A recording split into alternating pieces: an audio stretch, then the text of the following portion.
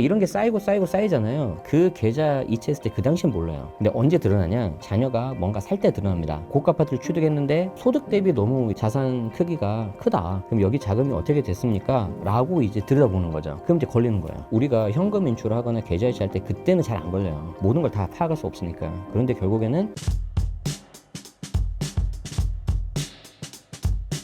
네, 안녕하세요. 제네시스 박입니다. 초대해 주셔서 감사드리고요. 평범한 직장인에서 어찌 하다 보니까 부동산 세금 관련해서 유튜브 그리고 작가 그리고 컨텐츠 만들고 있습니다. 고맙습니다. 일상적으로 하는 행동이지만 자칫하면 세금 폭탄을 맞을 수 있는 행동은 어떤 게 있나요? 이게 약간 좀 갈리는데요. 보통은 우리가 1천만 원 이상 이렇게 이체를 하면 금융정보분석원이라고 이게 자료가 데이터가 넘어가게 돼 있어요. 근데 이거는 뭐 세무조사, 뭐 편법 증여 이런 것보다는 불법 기관 같은 거 있잖아요. 테러 자금 같은 거.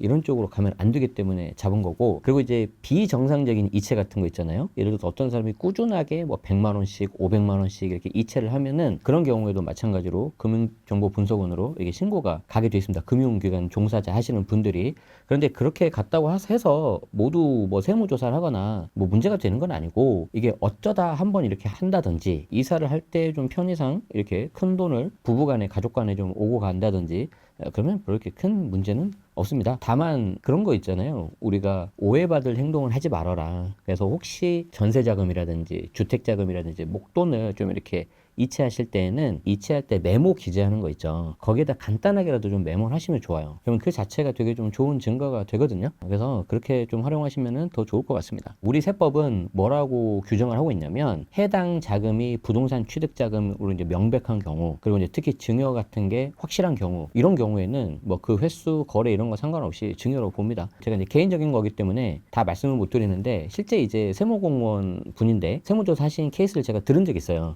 저희 이제 대학원 수업 때. 그런데 그 잡아내는 금액이 여러분들 생각하는 것보다 훨씬 낮아요. 유튜브 같은 데 보면은 뭐 주로 이제 1,000만 원 나오잖아요. 그보다 훨씬 낮습니다. 500만 원 밑입니다.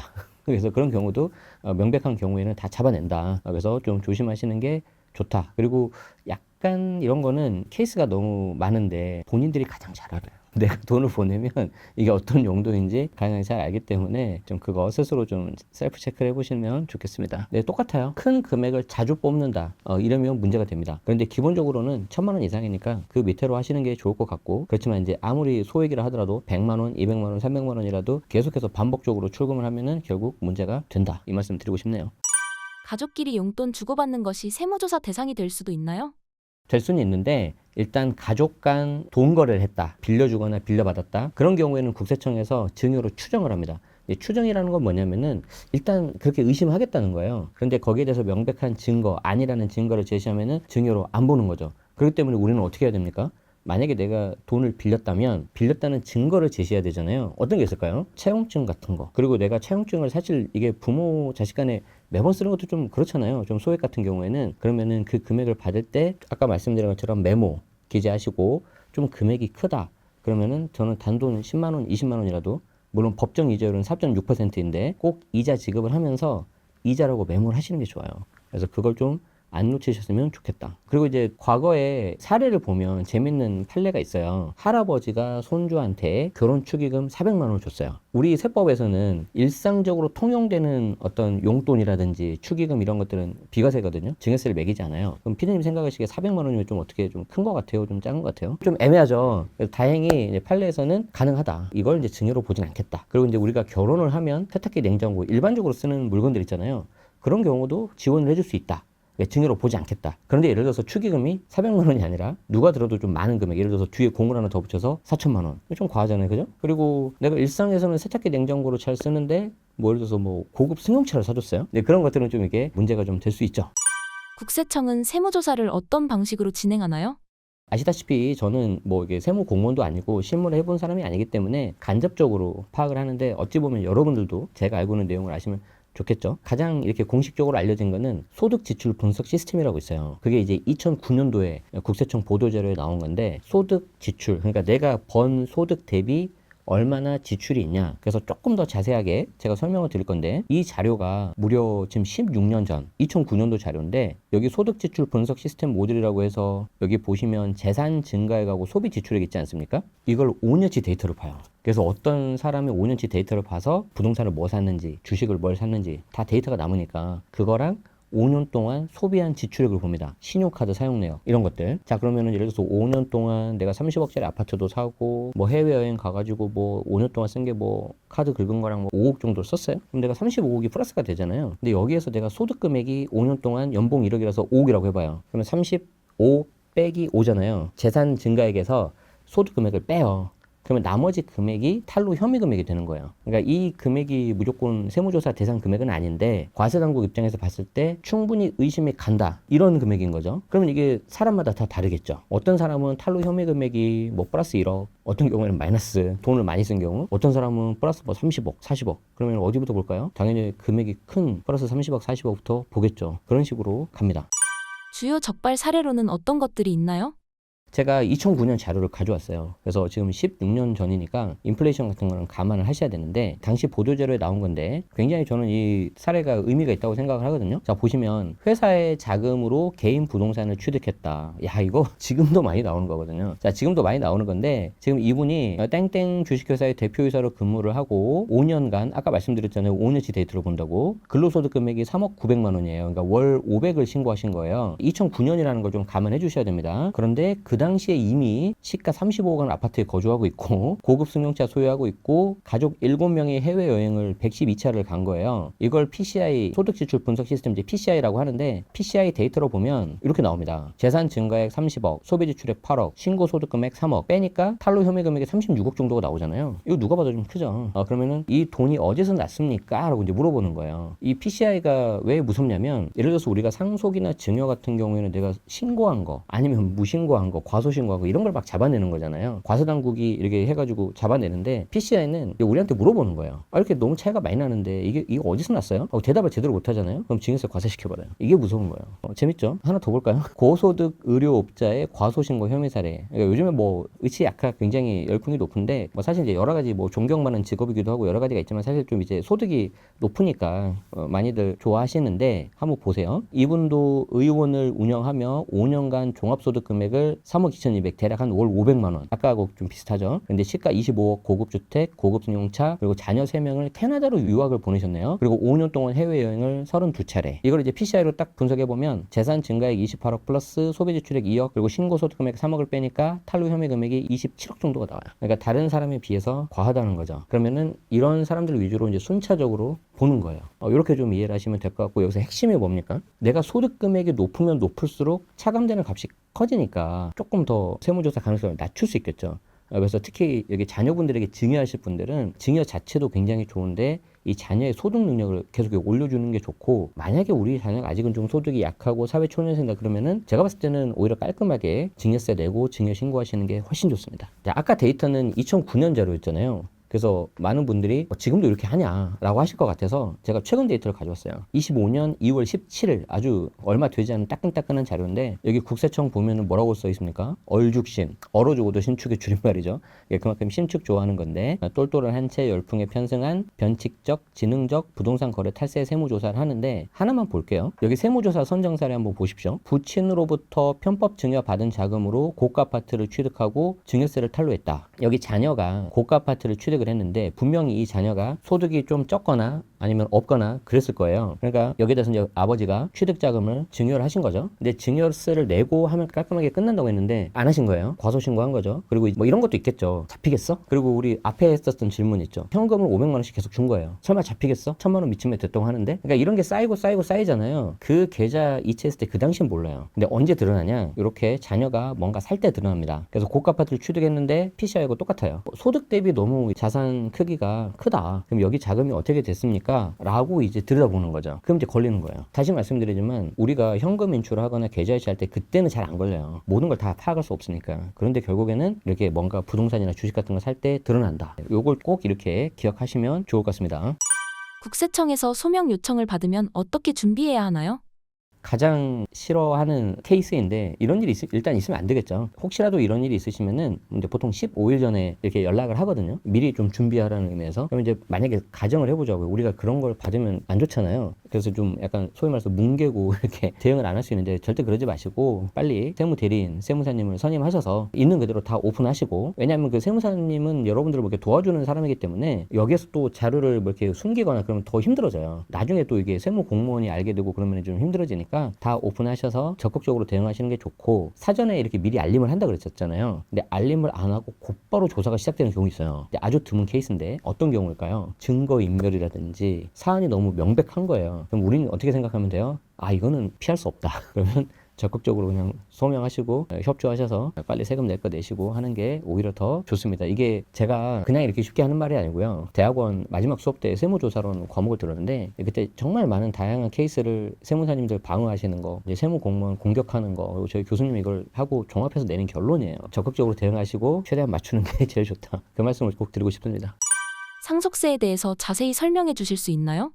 이렇게 생각하시면 됩니다. 내가 주택을 샀는데 이걸 가지고 있다가 뭐 1억, 2억 정도 올랐어요. 그러면 내가 그걸 팔아서 더 좋은 집을 사거나 아니면 현금을 쓰고 싶을 때가 있잖아요. 그럴 때 내가 다른 사람한테 돈을 받고 팔죠. 이걸 유상 이전이라고 해요. 대가를 받는다고. 이게 양도세거든요. 그런데 내가 그렇게 하는 것보다는 우리 자녀나 뭐 배우자한테 그냥 주고 싶다. 근데 줄 때 어떻게 줄까요? 내가 살아생전에 주고 싶거나 아니면 사후에 그때 주고 싶은 게 있잖아요. 근데 방금 여기서 키포인트가 있는 게 주고 싶다는 거잖아요.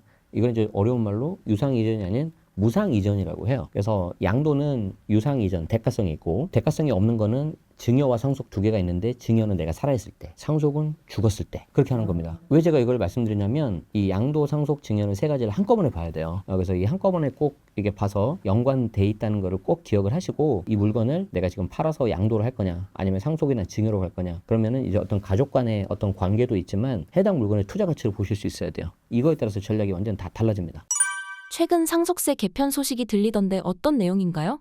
오늘 촬영하고 있는 이 날짜 기준으로는 확정된 건 없고, 다만 이제 저도 오기 전에 조금 보고 왔는데 정부에서 이제 유산 취득세로 바꾸자 상속세를, 이런 말이 나왔어요. 그럼 유산 취득세라는 건 뭐냐? 쉽게 말해서 받은 만큼만 내가 상속세를 낸다는 거예요. 자, 우리가 증여를 한번 봅시다. 증여 같은 경우에는 형제가 뭐 형이 있고 동생이 있는데 부모님이 형한테 많이 주고 동생한테 조금 줬어요. 그럼 형은 많이 받았으니까 세금 많이 냈겠잖아요. 동생은 조금 받았으니까 적게 내고, 증여는 이미 취득형이에요. 내가 받은 만큼만 내는 거니까. 그런데 우리 상속세는 어떻게 되냐면은 누군가 이제 돌아가시잖아요. 이제 피상속인이라고 하죠. 누군가 돌아가시면은 그분의 재산을 일단 다 더해요. 다 더하고 거기서 이제 세금을 때려요. 자, 그리고 그걸 이제 남아있는 상속인들 있죠. 배우자나 자녀들. 이 사람들이 나눠서 연대납세 의무를 지우는 거예요. 그러니까 증여하고 상속이 비슷한 것 같지만 다르죠. 그러면 세부담 측면에서는 어떤 게 좀 더 셀까요? 상속세가 좀 더 세겠죠. 왜냐하면 일단 재산을 다 모아서 세율을 때리니까 세율이 올라간단 말이에요. 초과 누진 세율이라서. 그리고 이걸 나눠서 내는 거죠. 그러니까 정부 입장에서는 세금도 좀 더 거둘 수 있고 무엇보다도 관리하기가 편해요. 그래서 이제 그 방식을 계속 고수해 왔는데 이번에 정부가 사실 그 전부터 계속 말은 했었어요. 그래서 유산 취득형으로 가자. 그러면 이거는 상속세 어떤 정말 대대적인 개편이 되는 겁니다. 그래서 그게 하나가 있고 아직 확정을 안 났고, 그리고 이제 정부 말고 기획재정부 정부 말고 정치권 있죠. 여당하고 야당에서 하는 이야기는 자녀 공제를 늘리자. 왜냐하면 이제 상속을 받는 자녀들이 1인당 공제 금액이 5천만 원인데 이게 무려 한 28년, 9년 이렇게 바뀌질 않고 있어요. 아니, 그동안 김밥값이 얼마나 올랐는데, 맞죠? 그래서 여기에 대해서 이제 여당은 5억으로 올리자, 야당은 올리면 안 된다 이렇게 하고 있고, 이제 또 배우자 공제가 있어요.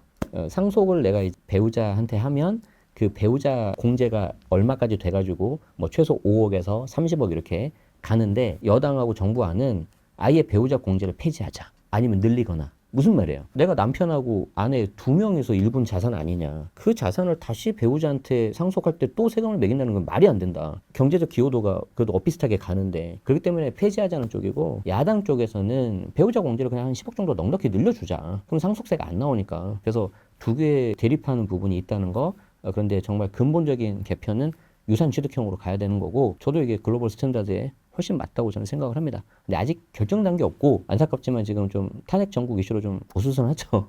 그래서 그런 부분도 좀 고려를 하셔야 될 것 같습니다. 상속받은 집 매도 후 세금 고지서가 날아오는 경우는 어떤 경우인가요?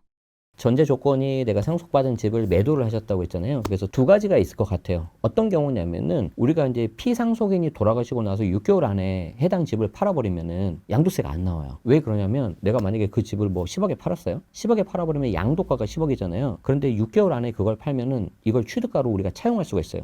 매매 사례가를 넣어서 내가 10억에 팔든 5억에 팔든 그러면 6개월 안에 팔면은 내가 양도가고 취득가가 같으니까 양도책이 제로가 돼서 양도세가 안 나와버립니다. 그러면 딱히 뭐 문제가 없어요. 그런데 예를 들어서 6개월을 넘어서 내가 팔았다. 그러면은 이때 취득가하고 양도가 차이가 나면은 세금이 좀 나올 수가 있거든요.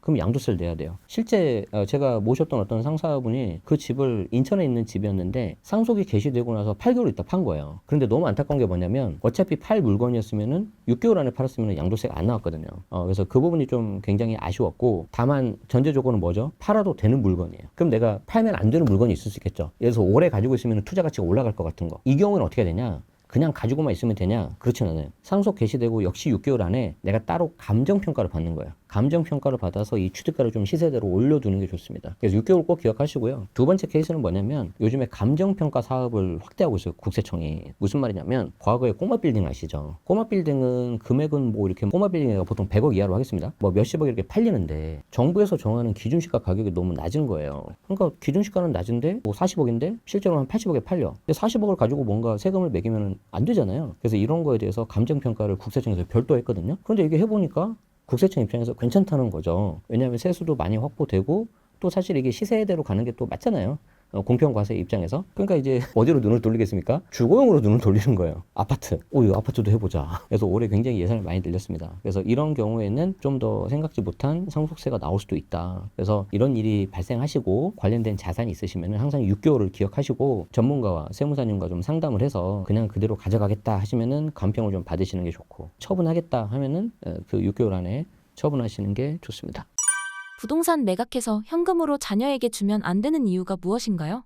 두 가지가 있어요. 이것도 예를 들어서 내가 오랫동안 가지고 있는 집이에요. 한 양도차익이 10억 정도 된다고 해볼게요. 그럼 양도세가 3억 정도가 나오거든요. 물론 비과세 되면 많이 줄일 수 있는데 그냥 비과세가 아니라고 가정을 해보고 그런데 이제 그걸 갖고 계신 아버지가 이제 좀 이제 본인이 어느 정도 느끼잖아요. 이거를 좀 빨리 물려줘야 되겠다. 그래서 내가 세금을 내고 3억 정도 세금을 내고 이 집을 물려준 거예요. 그럼 나는 일단 그 집을 팔았으니까 세금이 벌써 3억이 나와버렸죠. 자, 그리고 그 현금이 나왔잖아요. 이 현금을 현금 증여하면 또 증여세 또 나오겠죠. 그러면 나는 이 한 20억 정도 되는 집을 팔았는데 양도세 내고 증여세 내니까 남는 게 별로 없다는 거예요. 자, 그럴 때는 어떻게 하냐면 차라리 상속세가 좀 나오더라도 이번에 뭐 개편될 수도 있고 하니까 한 20억 정도 되면 또 상속세가 거의 안 나오거나 조금 나올 거란 말이에요. 그럼 상속세를 내고 6개월 안에 그냥 팔아버려요. 그러면 그걸 물려받은 상속인들, 자녀나 배우자가 양도세는 안 나오잖아요. 그 금액 20억 매가된 금액을 고스란히 다 쓸 수가 있겠죠. 그래서 내가 좀 이게 상속을 좀 대비를 하고 싶다. 그런데 좀 시간이 좀 없는 것 같다. 그러시면은 이걸 꼭 팔 건지 안 팔 건지를 먼저 잘 정하셔야 되고요. 아직은 내가 그럴 일은 별로 없는데 미리 대비하고 싶다. 그러시면은 그때는 팔아서 현금 증여하시거나 아니면 그 물건이 또 괜찮으면은 아예 그 물건을 조금씩 지분 증여를 하는 거예요.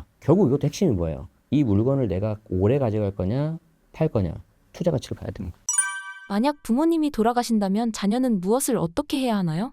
앞에서 다 말씀을 드린 것처럼 6개월 안에 준비를 하시는 게 가장 좋고 이제 뭐 이거 관련해서는 이제 실무하시는 세무사님들이 훨씬 더 잘 아시고 여러 가지 영상이 있으니까 뭐 그걸 좀 참고하시면 좋을 것 같은데 뭐 주변 정리할 때 뭐 예를 들어서 뭐 핸드폰 없애지 말아라 뭐 여러 가지 있잖아요. 뭐 그런 부분들 조금 더 디테일한 것들은 참고해 보시면은 좋을 것 같습니다. 어쨌든 제가 이제 주변에 보면 안타까운 게 뭐냐면 그런 일이 있으면 당연히 이제 좀 경황도 없고 황망하고 그러니까 좀 힘드실 텐데 그럴 때일수록 조금 더 이렇게 집중하셔가지고 사후에라도 이렇게 대비를 하시는 게 좋을 것 같습니다. 6개월을 꼭 기억하십시오. 유산을 자녀에게 현명하게 이전하는 방법은 무엇인가요? 이것도 두 가지가 있는 것 같은데 그 현물 자체를 물려주시는 것도 되게 좋지만 그 현물을 지킬 수 있는 능력을 저는 주셔야 된다고 봐요. 예를 들어서 뭐 주식도 마찬가지지만 내가 아무리 좋은 주식을 줬는데 자녀가 이걸 잘 굴리지 못하거나 뭐 쉽게 팔아버리거나 그러면 안 되잖아요. 부동산도 마찬가지예요. 부동산도 이 자녀가 이걸 좀 볼 수 있는 눈이 있고 이걸 내가 좀 관리를 할 수 있어야 되는 그런 게 필요하다는 거죠. 그리고 또 하나가 뭐냐면 다 그런 건 아닌데 뭐 형제 자매 간에 이렇게 좀 같이 공동으로 증여받은 경우에 좀 이렇게 사이가 안 좋은 경우도 제가 좀 많이 보고 상담을 한 적이 있었거든요. 어떤 분이 좀 기억에 남냐면 본인이 좀 오빠한테 많이 서운하셨나 보더라고요. 그래서 이제 이걸 팔고 오빠랑 같이 있는 그 물건을 팔고 나는 내 돈 몫을 가져가서 내가 이제 정말 자산을 좀 굴리고 투자를 해보고 싶다. 그런데 딱 봤는데 팔면 안 되는 물건이에요. 중심지에 있는. 그래서 세금 계산해 드리고 이걸 팔면은 세금 떼고 나서 얼마가 들어옵니다. 그럼 이걸 가지고 하실 수 있는 게 많이 없습니다. 했는데도 불구하고 그 마음의 응어리가 좀 그러더라고요. 그래서 요즘에는 공동으로 증여를 하신 경우도 있지만 아예 그냥 명의를 단독으로 해서 A 아파트는 첫째, 이 아파트는 둘째 이렇게 하는 경우도 좀 있는 것 같아요. 그래서 이런 것들도 고려해 보시면 좋겠습니다.